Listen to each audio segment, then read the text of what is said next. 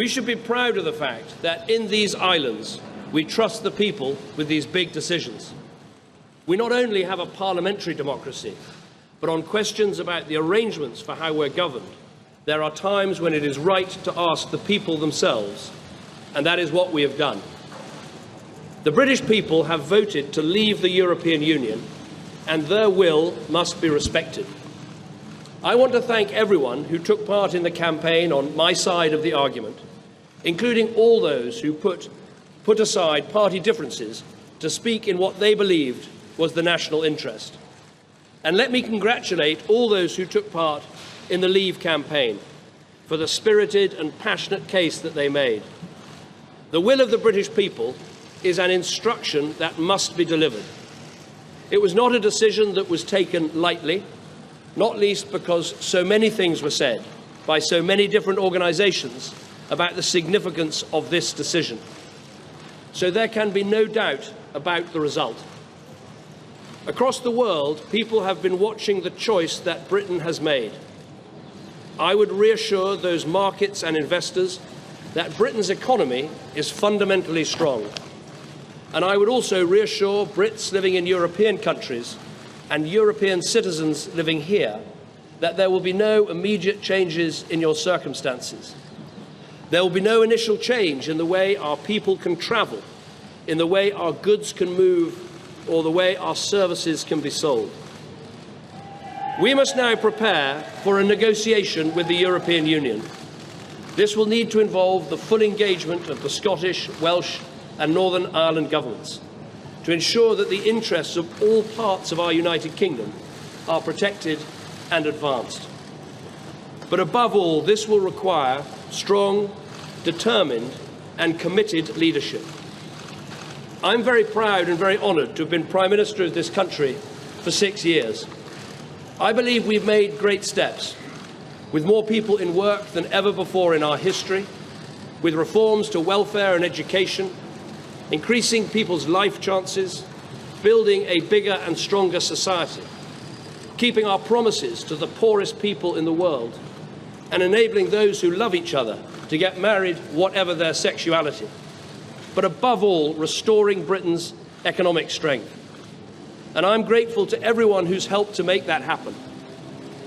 I've also always believed that we have to confront big decisions, not duck them.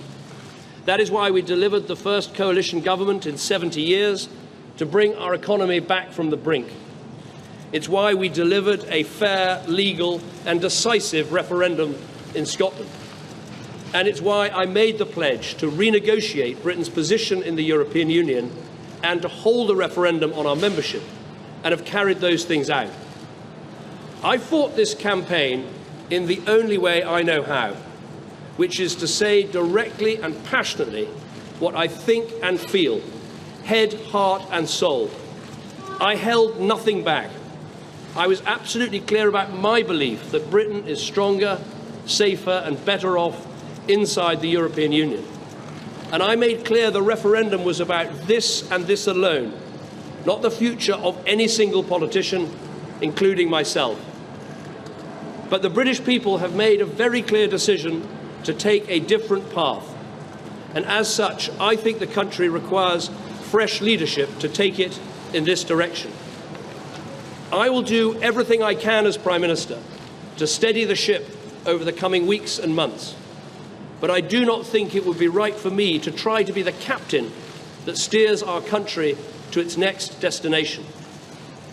This is not a decision I've taken lightly, but I do believe it's in the national interest to have a period of stability and then the new leadership required.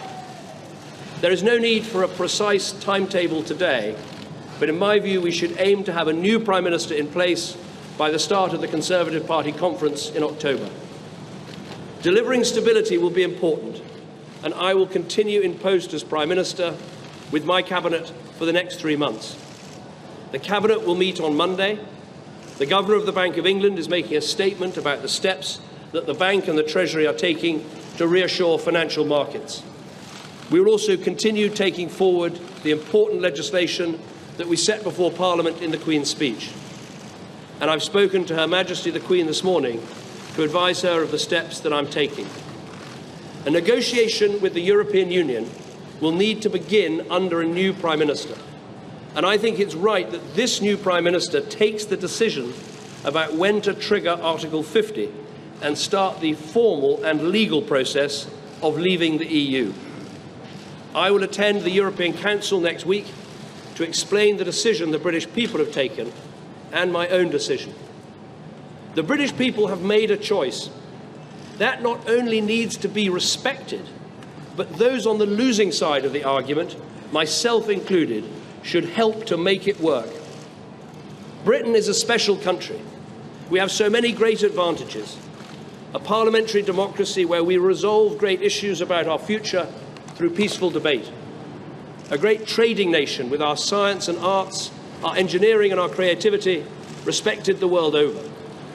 And while we are not perfect, I do believe we can be a model of a multiracial, multi-faith democracy where people can come and make a contribution and rise to the very highest that their talent allows. Although leaving Europe was not the path I recommended, I am the first to praise our incredible strengths.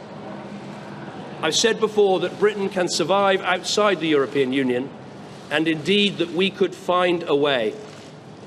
Now the decision has been made to leave, we need to find the best way. And I will do everything I can to help. I love this country, and I feel honoured to have served it. And I will do everything I can in future to help this great country succeed. Thank you very much.